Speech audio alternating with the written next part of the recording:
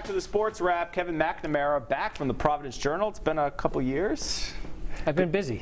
You've been busy.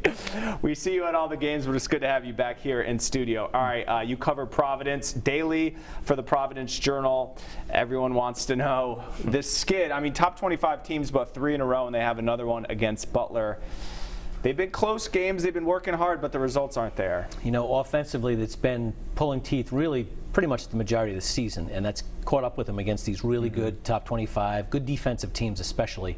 You know, the Villanovas and the Butlers of the world, where just getting to 60 points, Seton Hall, just getting to 60, 65 points is really, really difficult. That's been the problem. Now, can that change in the last, 6 weeks of the season? That's Ed Cooley's challenge. What does PC need to do? I'm going to ask you this a lot between now and March, between now and then, to get into the tournament, other than winning the Big East tournament? Is there a way? I don't think there's a way. I don't. Basically, you have to get below 13. 13 is probably the magic number of too many losses. Well, they're at 10 now.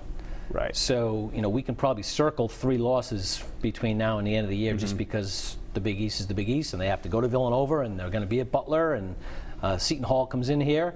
Now, if you want to tell me that Providence is going to go, 9-2 the rest of the season, they're in.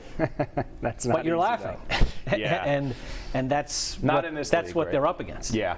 All right. Meanwhile, URI, who played tonight against George Mason, they're creeping in those net rankings, and they're in the bracketology, first 4 outs and so forth. They don't have a lot of big opportunity games other than the 2 Dayton games. So what do they have to do to get into the tournament? Well, they have a monster game on Friday at home against VCU. Yep. If they can establish themselves as clearly the second best team in the A10, they're going to get in the tournament. To be 3rd or 4th in the A10, you're kind of rolling the dice a little bit outside of those 2 games against Dayton, which you spoke of. If they can grab either one of those and sweep VCU, they're in great shape. Right now they're in the high 40s in the net.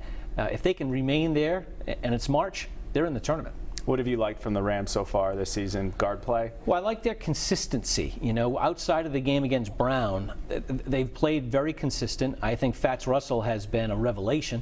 Talk about the improvement from one year to the next has been dramatic. Second best player in that league, almost by far. Obi Toppin from Dayton might be the player of the year in the entire country. Yeah. So he's had really a great, great year. When he doesn't play well, Rhode Island's challenged. But the combination of Fats, Jeff Doughton, and Cyril, God bless them. They've had really a 3-year run. All right, now the big story of the week, of course, the passing of Kobe Bryant. You wrote about it in the Providence Journal. You actually saw him in high school, so trace us back with your memories of him playing in high school in his 20-year NBA career. Well, you didn't have to be James Naismith to know that Kobe Bryant was going to be really good. Yeah. As a high school player, as a young, even pro.